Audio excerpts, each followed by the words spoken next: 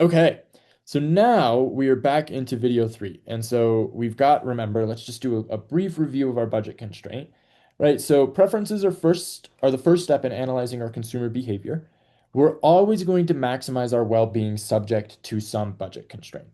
And so when we say subject to some budget constraint, it means that we are going to be doing this as if we are only looking at, like, we're just spending all of our money on this thing, like we said beforehand, right? And so we're going to maximize our well-being subject to this budget constraint. And our budget is the income we're going to be receive in a given period. So we're not going to have any saving or borrowing.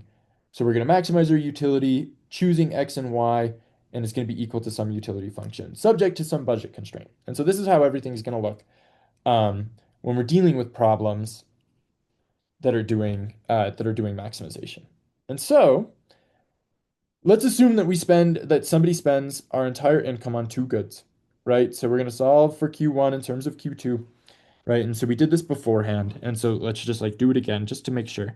So we're going to do Q2 should equal y minus P1 Q1 over Q2. I mean over P2, sorry. And so this is going to be y over P2 minus P1 over P2 Q1, right? And so our budget constraint is then, and then I guess here, rather than doing the exact example that we did in the previous video, why don't we apply this to our new example here? So, right, so let's say that P1 is equal to 1, P2 is equal to 2, and we have $20 in income. And that means that our function Q2, 20 over 2, minus 1 half Q1. So we should get 10 minus 1 half Q1. And so when we plot this, then we've got Q2, Q1. Our budget constraint goes down. This intercept is going to be, so if we changed this to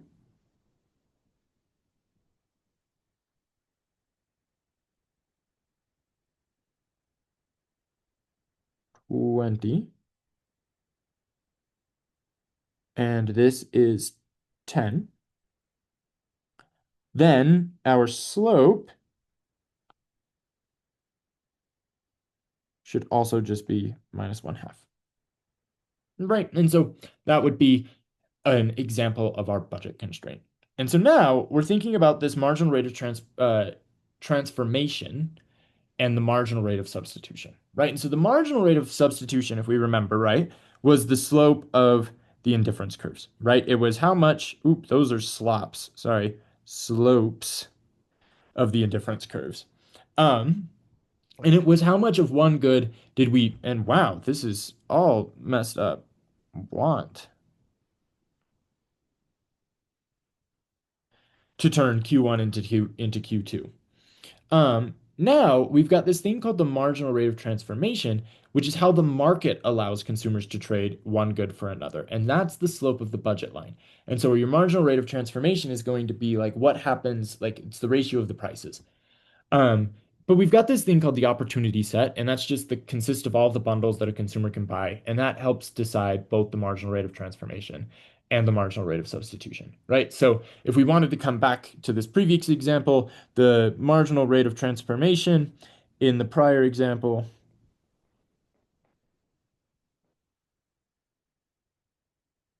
was minus 1 half. Okay. And so now let's kind of put it all together. So we've got these things called constrained choices, right? And so these lines here, these pink lines, are our indifference curves.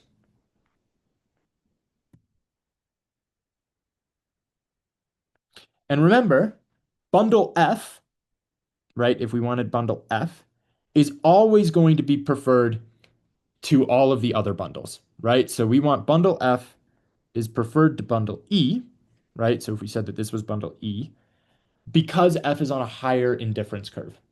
However, an E is going to be preferred to bundle D, but bundle G is indifferent to bundle C, is indifferent to bundle D, is indifferent to bundle A. because they all exist on the same indifference curve.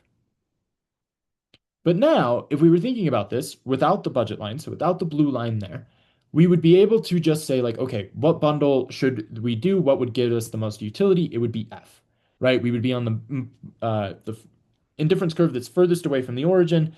That would give us the most utility. We would be fine. However, when we're thinking about this now in more constrained, right? If we had infinite money, we would be able to do infinite things with infinite money. But we don't have infinite money. And so we've got this budget line that kind of it cuts straight through here, right? And so it cuts through C, cuts through E, and it cuts through A. And so now the question becomes, what do we do with that, right? What should we do? What is our optimal budget?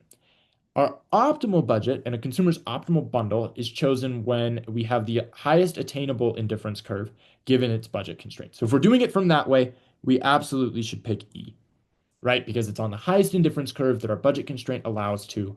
Um, but the other thing that you should notice is that it's the tangent condition, right? So it is exactly when our budget constraint is tangent to our indifference curve. And so it'll be when our MRS is equal to our MRT, right? It's when our two slopes are going to be the same.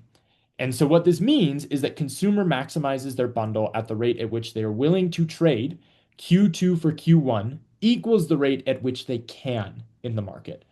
And so this is kind of the whole concept of constrained consumer choices, is that we want to make these indifference curves. We want to generate the most utility. We want to do whatever. However, we can't do that. And so we're constrained by our budget. And so we're forced to kind of take a step back. And so this leads to a lot of interior solutions. And so if we come back up here, right, interior solutions, all of these are interior solutions. So G is an interior solution, C is an interior solution, D is an interior solution, F, E, A, all interior solutions. However, if we had something that was on a corner here, those would be corner solutions. Pretty easy. So an interior solution happens when we are not at one of the corner solutions or at the intercept. And when we have an interior solution, our MRS is equal to our MRT, right? So our marginal rate of substitution, the difference is the ratio of utility, marginal utilities that we get from consuming good one and consuming good two is equal to the ratio of the prices that we can exchange one good for another in the market. And so if we rearrange these, we notice that this marginal utility for good one and good two can just be the ratio of the utility benefit that you would get over the price. And so what we have is these utility functions are typically written in this way, where we've got our utility that generates our indifference curves subject to our budget constraint, right? And so this would be our utility function.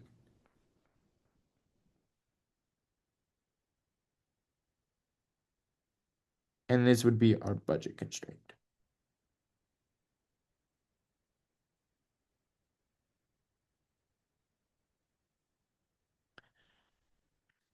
That's it. That's the setup for 90% of these things. So let's do an example, right? So we've got Jerry. Jerry's preference for two goods is represented by this utility function. So again, this is our utility function. Where R is the number of records and C is the number of CDs. Suppose that Jerry has $600 to spend on records and CDs. If records cost $12 and CDs cost 4, what are we thinking? Right? And so let's write up our utility. So we're going to maximize our utility by choosing the number of records and the number of CDs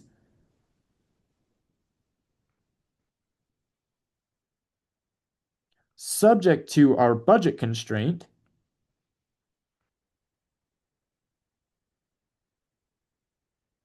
plus 4C. And so now we want to find the optimal combination of records and CDs. And so what do?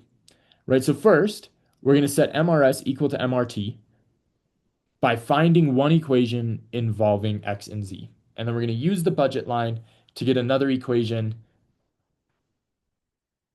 And then we're going to solve the two equations and two unknowns, right? And then we're going to draw the solution in an indifference curve in a budget space. What's the maximum level of utility? All sorts of good things. So if we do so, and I think this would be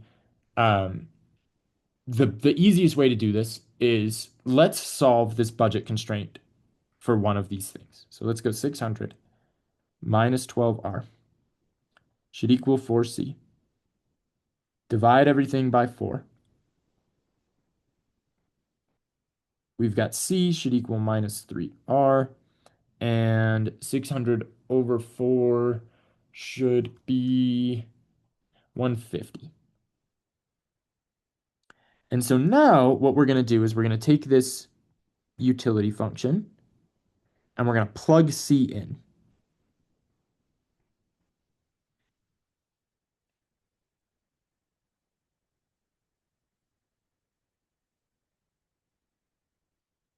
Right? And we could do it this way, right? And then we would just take the derivative,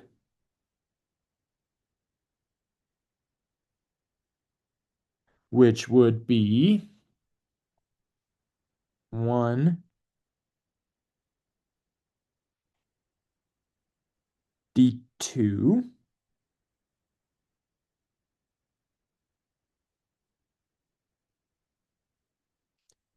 plus 2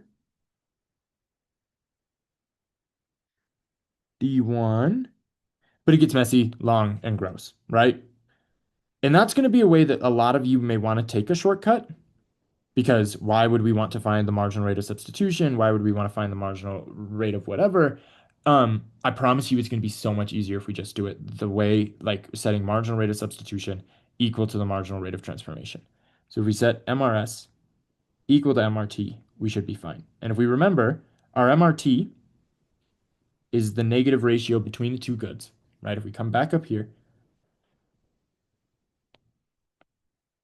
and our marginal rate of substitution is the ratio of partial utilities, right? So if we take du dr, which should equal ur, we're going to get 90 r to the minus 0.1, c to the 0.1, and if we take this marginal of c, we're going to get 10.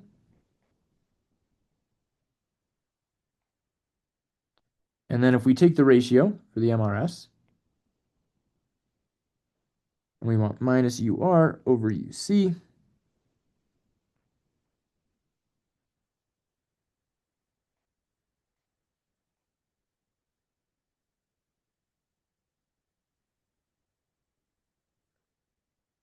then we're going to get minus 9 c over r. And so we're going to get minus 9 c over r should equal just the ratio of the two prices. And so our ratio of the two prices would be minus 12 over 4. I'm going to move this so we can go here. And then if we solve this out a little bit more, then we would get that 3c is equal to an r, right? Which makes sense because it costs us 3 CDs to get to 1 r.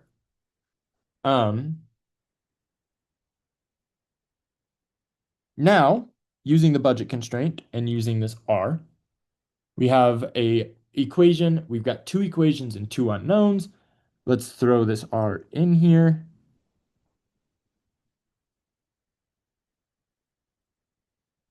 Which should equal 40c.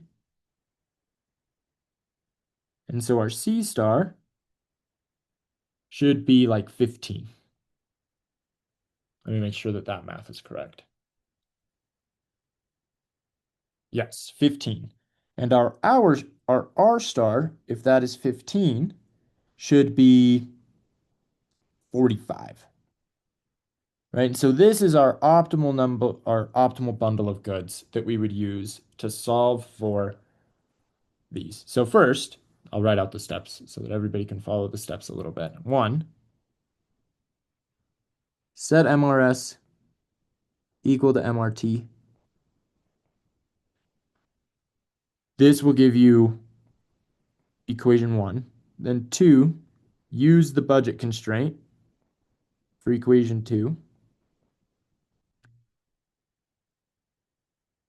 Solve system of two equations.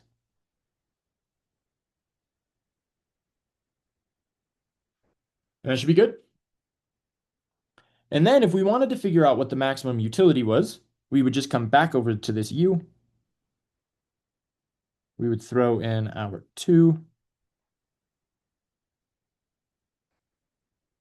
And I have no idea what that is, but you'd be able to do that. Cool. So what if there isn't an interior solution, right? So at perfect complements, remember we don't have um we have these weird budget constraints, right? I mean our weird indifference curves. Oops, that's not a straight line.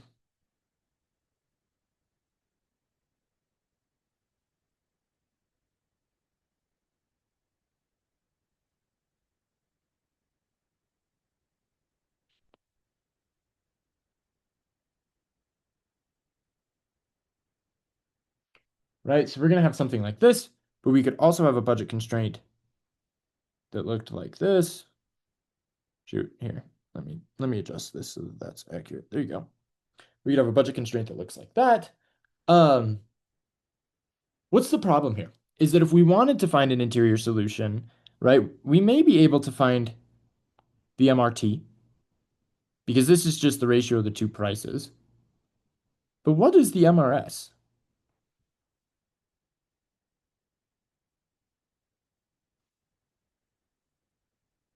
Well, you can't necessarily find the MRS because there's not a slope, right? If we were anywhere on this line, like on this portion of this graph, here, we'll highlight it. We were anywhere on these vertical components, there is no, we cannot take the derivative. And so we're stuck with a lot of things here that deal with some bad things. So when there is an interior solution, you're just trying to figure out, you will always be, like for perfect complements, you will always be on that optimal choice. Again, it's the minimum operator. It's pretty easy. It's a lot easier than it sounds. Or maybe it's exactly as easy as it looks. So what if there isn't an interior solution, but with perfect substitutes, right? And so if there isn't an interior solution with perfect substitutes,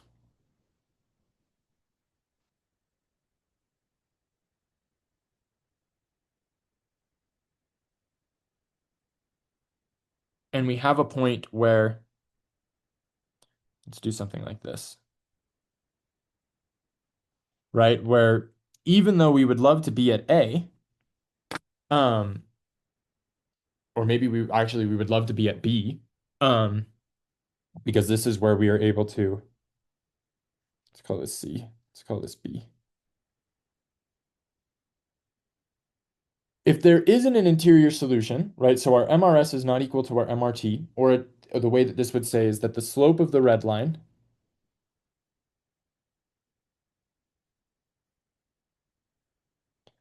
does not equal the slope of the IC, then you're always, and the optimal bundle is at a corner solution. So it's just whatever the furthermost is, furthest away from the origin. However, if they are equal to each other, that would mean, and we'll do this in a green line, that would mean that the lines are on top of each other. The optimal bundle of goods is anything on this line, right? It's any combination of bundles that's going to be optimal. Could be on the edge, could be whatever. We're just happy with where we're at. Okay, so now there's this other method that we have to do to solve these things. And it gets kind of complicated, but I think it's pretty, like if you want to try it and you're not happy with how those uh maximization procedures went, then yeah, why don't we try this other method? And so we call this the Lagrangian method. And so the first step, let's do this in black. We're going to form the Lagrangian.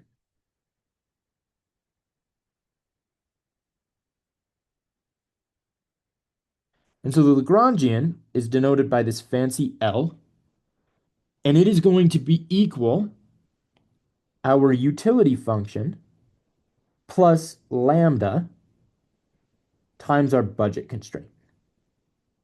And lambda is just a Greek letter. It's going to be it's called the Lagrangian multiplier. So it's entirely specific to this example, specific to this context, um, Lagrangian multiplier.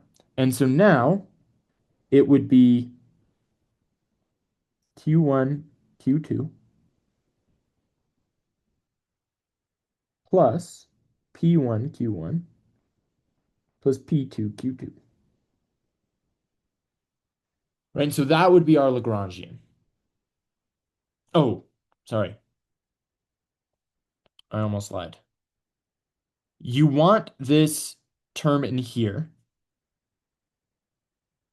to be when this equals 0.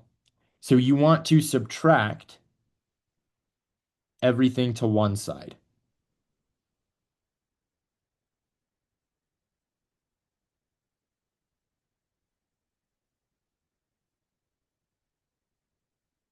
So you want it to look something like that. And then your second step, derive with respect to your choice and lambda. So we're going to take d Lagrangian dq1, which should be the partial of u with respect to q1 minus p1 lambda, and this is going to be equal to 0. Q2 is going to look super similar.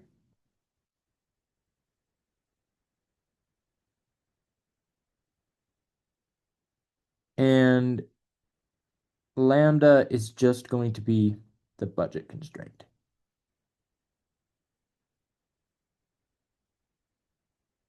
And so now you've got three equations in three unknowns. Sorry, we'll highlight these.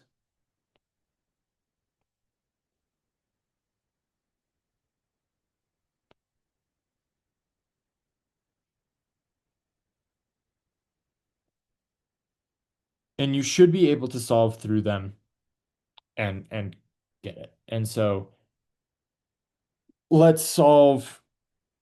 So let's use this. Let's set this first one. Let's go lambda is equal to Q1 over P1. We also know that lambda from the second equation is equal to over P2. Um, Now we can set these equal to each other.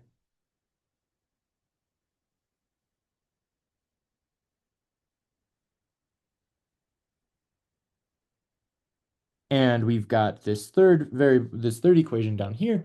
And so now, if we notice that from these two equations, we should have have an equation in two unknowns and only two unknowns. And so it's going to result entirely back to what we had originally done. And if you notice that this star looks super, super similar to when we were doing marginal rate of MRT is equal to MRS. So we should be okay there. Okay, there's an example here that we could do.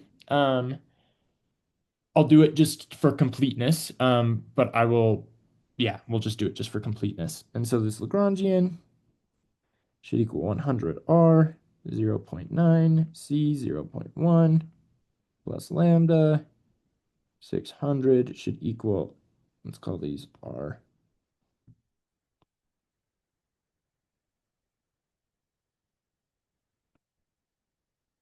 Minus 12R minus 4C.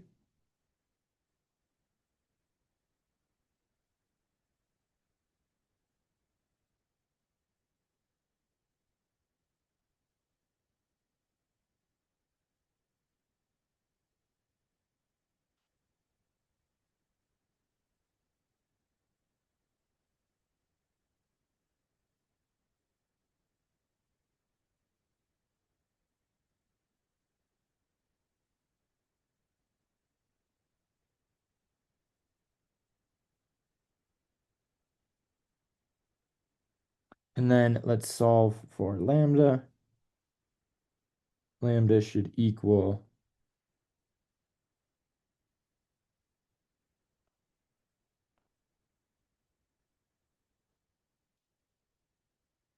but it also should equal.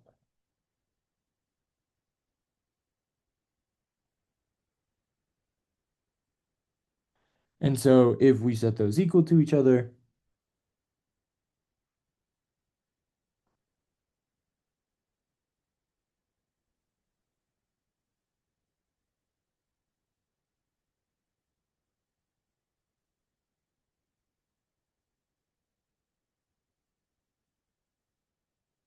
and then we can multiply across, we are going to get 360 C should equal 120 R, or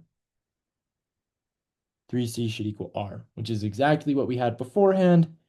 Use this budget curve, and we get that C should equal 15 and R should equal 45, right? So it gets you to the exact same result that you need, just with a lot more steps.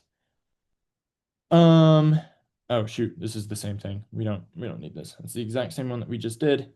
So now we've got this last couple of things, is that these are all requiring an assumption that individuals are acting what we consider rationally. And what that means is that people are making utility maximizing decisions, um, such that individuals are still acting in what would be economically the best. That doesn't always exist, right? And that's where behavioral economics comes in. And there's a couple things that we can do here with like some tests of transitivity, some endowment effects, some bounded rationality, time discounting, salience, risk, ambiguity, uncertainty. There's so many things that we could do when we're talking with behavioral economics, but all of these things are slightly different ways of saying that there are certain things, other influences outside of money that cause people to react in different ways and do different things. And so I think that there is a lot to go into this further. If you're interested in this, Linda teaches a great class. I think it's still Linda. Yeah, or you can just come talk to me and we can talk about behavioral economics all sorts of the time. So essentially, just if the indifference curves break, this is what you should be going for.